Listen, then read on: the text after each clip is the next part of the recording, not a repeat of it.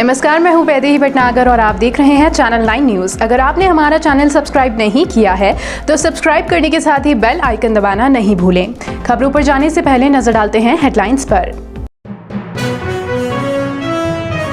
पत्नी को पति पर था शक तो पति ने कर दी पत्नी की हत्या। बुधवार को पोस्टमार्टम के बाद मृतका का शव सौंपा परिजनों को, तो वहीं पुलिस ने आरोपी पति को किया गिरफ्तार, पूछताछ जारी। मादड़ी इंडस्ट्रियल एरिया की कच्ची बस्ती में युवा और नाबालिग आ रहे हैं नशे की जद में। क्षेत्रवासियों ने जिला कलेक्ट्रेट पर प्रदर्शन कर नशे की चीजों को अवैध रूप से बेचने पर पूर्ण प्रतिबंध करने की उठाई मांग। और उदयपुर पुलिस का अवैध शराब के खिलाफ बड़ा एक्शन, कानोड़ पुलिस ने पकड़ी 35 लाख की अवैध अंग्रेजी शराब। तो दूसरी ओर टीडी पुलिस ने लग्जरी कार से जब्त की 5 लाख की अंग्रेजी शराब।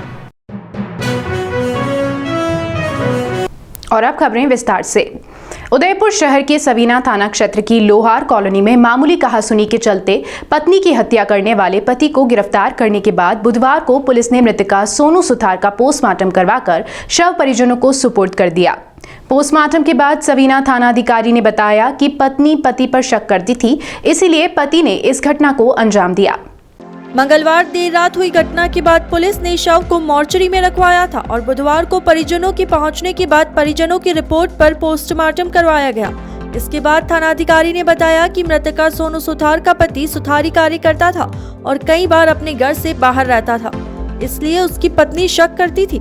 उन्होंने यह भी बताया कि दोनों कुछ दिन पहले ही अपने गांव से लौटे थे, लेकिन पति नहीं चाहता था कि पत्नी यहां पर उसके साथ रहे, इसलिए उसने अपनी पत्नी को मौत के घाट उतार दिया।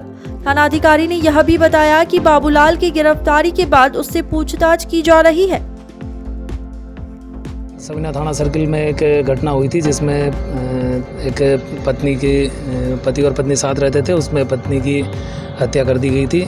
तो उसके अंदर उसके पति को डिटेन किया था और आज पत्नी का पोस्टमार्टम वगैरह कराया गया है।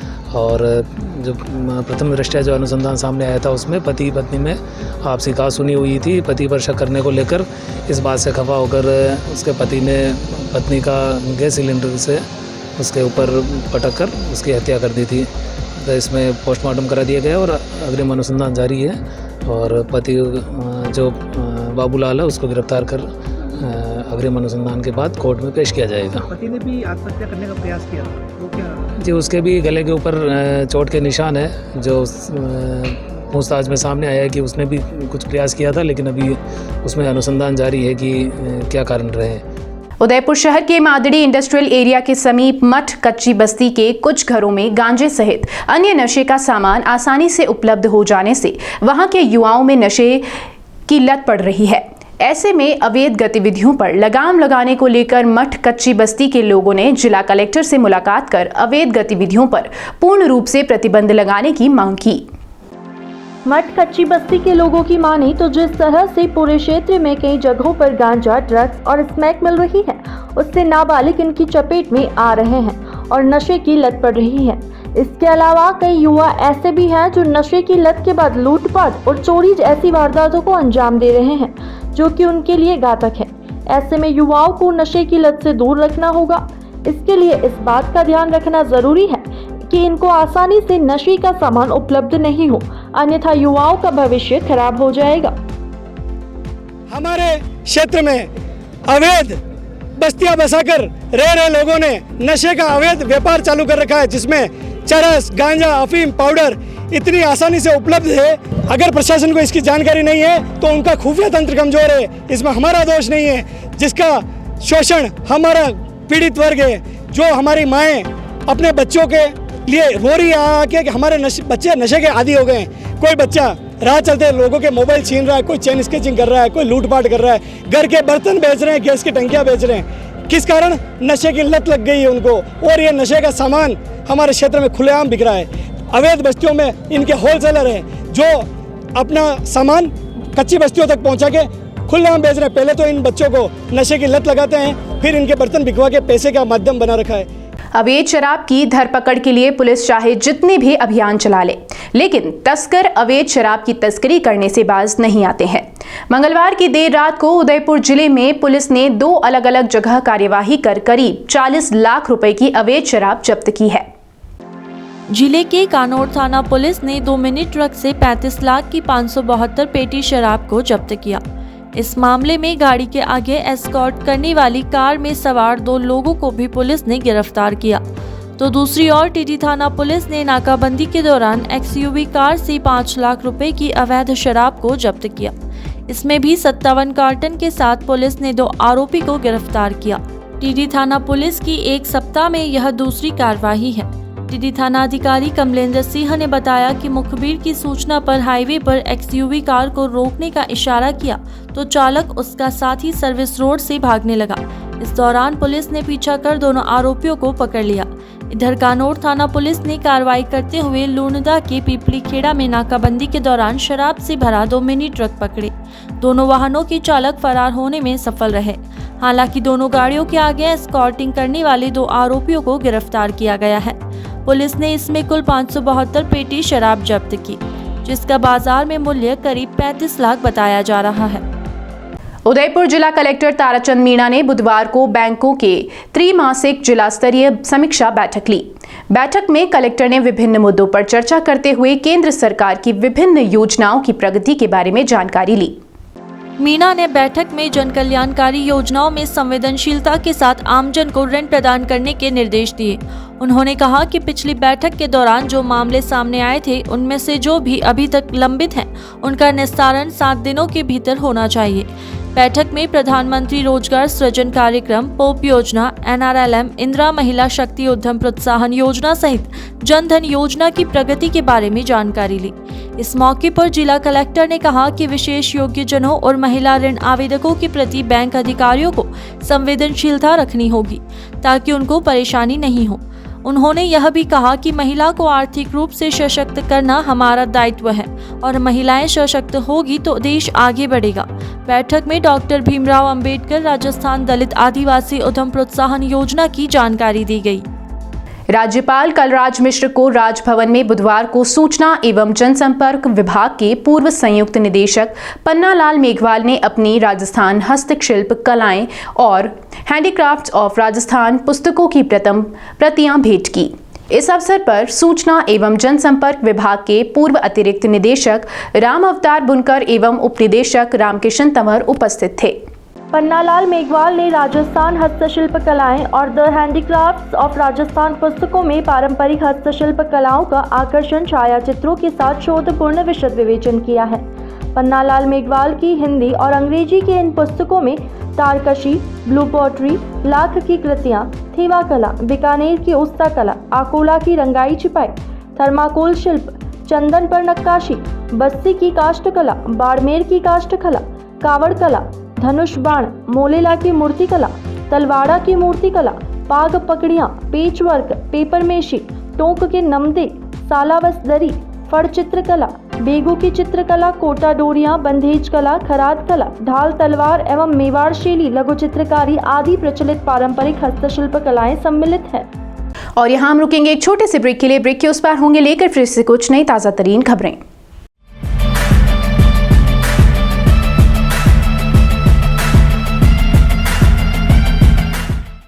काम से ब्रेक चाहिए या वीकेंड पर करनी हो धमाल, बर्थडे पार्टी ऑर्गेनाइज करनी है या फिर करना हो एनिवर्सरी का ग्रेट सेलिब्रेशन, फैमिली के साथ बाहर जाना हो या फिर दोस्तों के साथ करनी हो पार्टी शार्टी,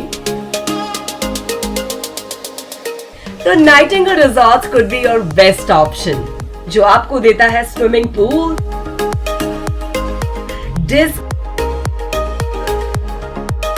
डिलीशियस खाना और बड़ा सा banquet hall, which you can book from only for 50 rupees. तो सोच क्या रहे हो, आज ही बुक करो Nightingale resorts for all your great experiences at Nathdwara and Rajsamand.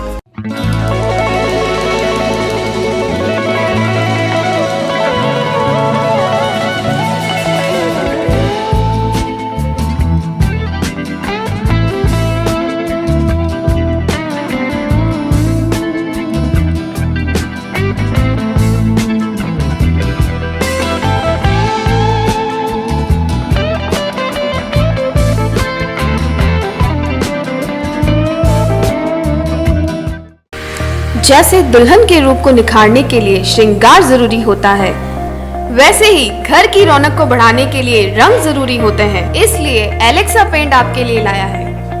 Alexa एक्यूमस, एलेक्सा शाइन, एलेक्सा प्रीकोट, एलेक्सा एक्सटीरा, Alexa Super Beam, Alexa Build blast.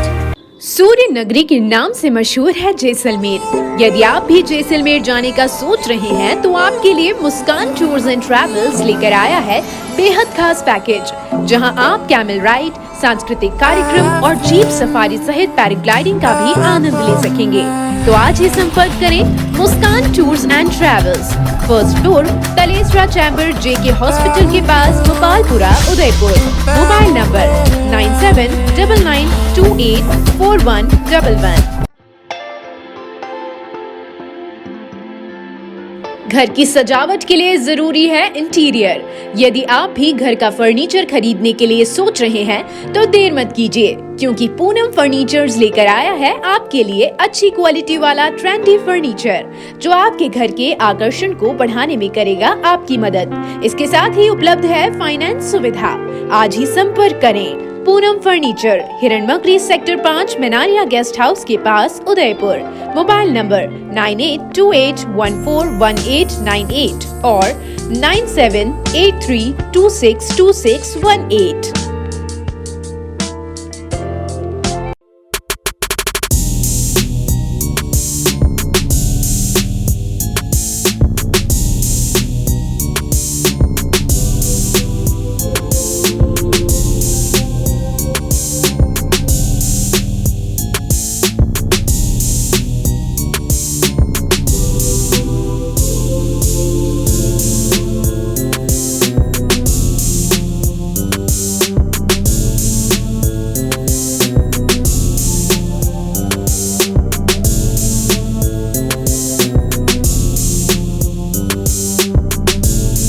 Unbreakable है, वो आप देख सकते हैं। इसके ऊपर हम खड़े भी हो जाएंगे, इसका कुछ नहीं, इतना बड़ा आदमी, कोई दिक्कत नहीं।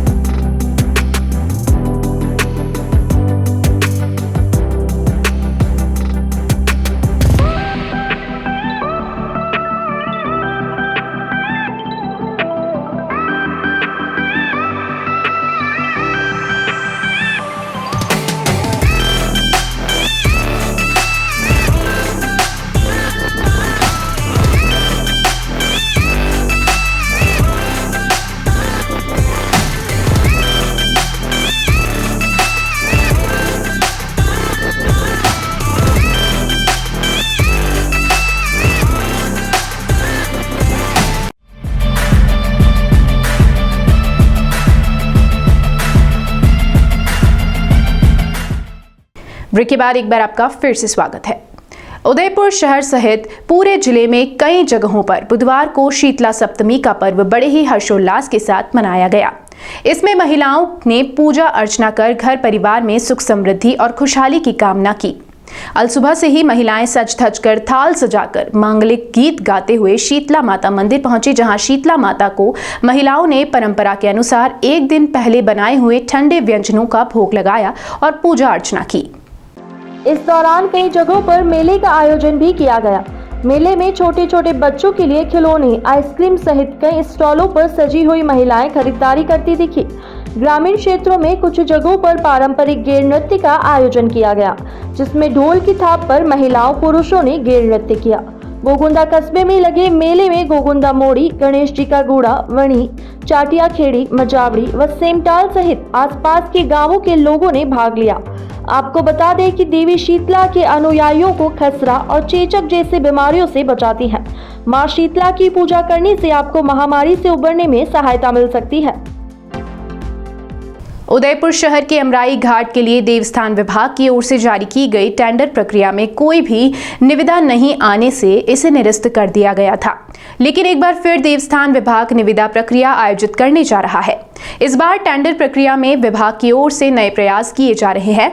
जिस तरह से सहेलियों की बाड़ी में पर्यटक विशेष वेशभूषा में फोटोग्राफी करवाते हैं, वैसे ही यहाँ पर भी फोटोग्राफी करवा सकेंगे।